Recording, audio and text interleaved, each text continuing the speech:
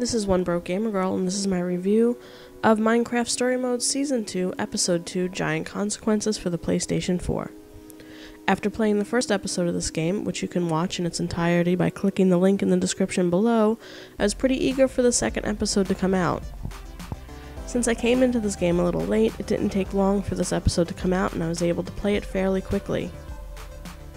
Going into the episode, I was a little weary because of last season. Last season, the first episode of Minecraft Story Mode really pulled me in, while the second episode was a little bit lackluster. Hoping that this didn't happen the second time around, I jumped into this episode. Picking up right where the first episode ended, warning, spoilers if you didn't play the first episode, the admin is threatening Jesse's town of Beacon Town and the citizens that live there. It'll be an all-out battle as you try to save Beacon Town while trying to defeat the admin. It doesn't stop there though, as this is the admin and everything he does is basically a trick. It's time for another adventure to try to put a stop to the admin once and for all. There will also be some more tension between Petra and Jesse in this episode, along with your new rival Stella. Where the hell did this chick pop out of anyway? So Stella thinks that she's your rival no matter how many times you try to tell her that she isn't.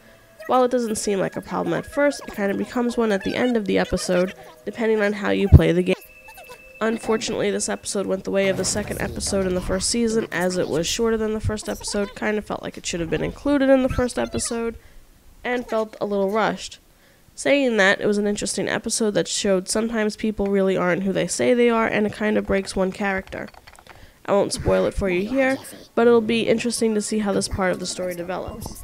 Moral of the episode is that the admin is evil, and because it's the admin, he can do whatever he wants to do. There's also more tension between Jesse and Petra, and according to Telltale, my story is constantly changing, depending on the options that I choose. While the episode was interesting, the way that the season is going, it makes me think that there will be DLC for this game after the original 5 episodes come out, which I'm really hoping is not the case. The game ran smoothly and loading times were reduced this time around, just like the previous episode, which is a pretty big win for Telltale. This doesn't always happen, and they've had problems with this in the past, but to stress again, the fighting scenes, which are few and far in between, are really annoying when they aren't QuickTime events. This is thanks to the new stamina system that ticks down every time you swing your sword or dodge and roll. Other than that, the game was bug and glitch free, making the playthrough a smooth one. Boo, Telltale, boo. Apparently, when I played, the servers weren't working, and by the end of the episode, I wasn't able to compare my stats with other players. While this isn't a big deal to a lot of people, it is to me. This is mainly because I like to see how other people have played the game. Did the majority of players make the same decisions that I did, or did they choose something else? I always like seeing these stats, and I wasn't even able to see them in the settings menu where you can look at your choices when I went there immediately after playing the game. Nothing came up, and it was as if I didn't even play the second episode to begin with. This is not good.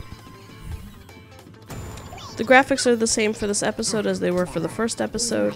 When it comes to these episode-based games, I never expect them to change from episode to episode because first of all, that would be weird, and second of all, it would just be inconsistent. Anyway, just as with the first episode, the graphics fit and it makes the game just a little bit better. Finish this episode and you'll get another 6 trophies to add to your list of 31 trophies for this game. Like the episode before, all you have to do is play the game in order to get the trophies. By the end of all 5 episodes, you'll have yourself a new platinum trophy. Overall, I give this episode a 3.5 out of 5.